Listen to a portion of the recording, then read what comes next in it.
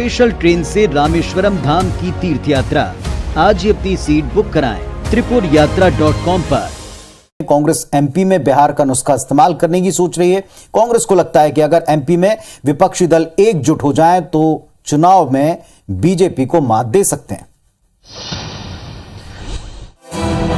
बिहार की सत्ता में हुए फेरबदल ने मध्य प्रदेश में कांग्रेस को 2023 में सरकार बनाने का सपना दिखा दिया है। कांग्रेस को लगता है कि अगर बिहार की तरह एमपी में भी विपक्षी दल एक साथ आ जाएं, तो बीजेपी को सरकार से हटाना कोई बड़ी बात नहीं। आंकड़े भी इसकी गवाही देते हैं। साल 2018 में हुए चुनाव में कांग्रेस को 40.9% वोट मिले, जबकि कांग्रेस से कम सीट जीतने के बावजूद बीजेपी को 41% वोट मिले। अन्य को तकरीबन 15% वोट मिले और इन्हीं 15% वोट पर कांग्रेस की नजर है। कांग्रेस को लगता है कि अगर एकजुट होकर लड़ा जाए तो इन सीटों पर बीजेपी को आसानी से मात दी जा सकती है।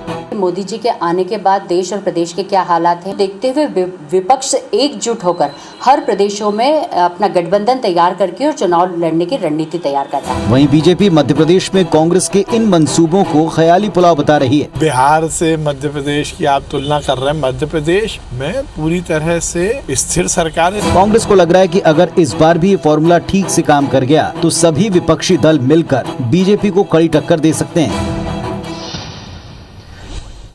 तो जैसा हमने कल ही कहा था कि बिहार में जो उथल पुथल मची है उससे कई राज्यों में विपक्ष को एक बल तो मिलता है। उससे बीजेपी के खिलाफ मोर्चा बनाने का काम करने वाले, सपना देखने वाले दलों को एक उदाहरण तो मिला है। लेकिन मध्य प्रदेश में कांग्रेस ने जिस बिहारी नुस्खे को आजमाने का फैसला किया है, जमीन पर उतारने में इसमें क्या क्या दिक्कतें यहां आ सकती हैं, जरा इस बात को भी डिकोड कर लें।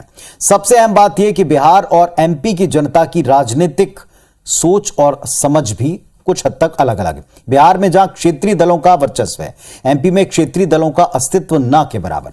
बिहार की राजनीति में तीसरे मोर्चे का विकल्प हमेशा रहा है, मौजूद रहता है। वहीं एमपी में तीसरा मोर्चा आज तक कभी भी सिर उठा नहीं पाया, कामयाब हो नहीं पाया, सफलता उसको मिली नहीं। एमपी में दो ध्रुवी राजनीति कामयाब रही है, अब तक रही है। और अंत में सबसे अहम बात यह कि एमपी के छोटे छोटे दलों में सामंजस्य कैसे होगा और किस आधार पर होगा, क्योंकि उन दलों के बनने का आधार ही एक दूसरे के खिलाफ दिखता है। चलिए अब देखते हैं कि आगे जाकर के क्या वास्तव में बिहार की तरह पहले तो सब एक मंच पर आ पाते हैं, क्या मंच पर लाए जाएंगे तो उसका एजेंडा क्या होगा, उसका किस तरह चेहरा और तालमेल बनेगा, इन सब पर भी विचार करना होगा।